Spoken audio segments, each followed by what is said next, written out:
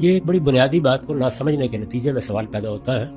اللہ تعالیٰ اس دنیا میں جن چیزوں کا وقت مقرر کرتے ہیں، وہ جیسے ہی ہم یہ پڑھتے ہیں یا سنتے ہیں کہ فلاں چیز کے لیے اجل ہے، تو فوری خیال یہ آتا ہے کہ 2 ستمبر 1920۔ ایسا نہیں ہے۔ اللہ تعالیٰ جب کسی چیز کی اجل مقرر کرتے ہیں تو وہ حوادث، احوال اور افعال کے لحاظ سے مقرر کرتے ہیں۔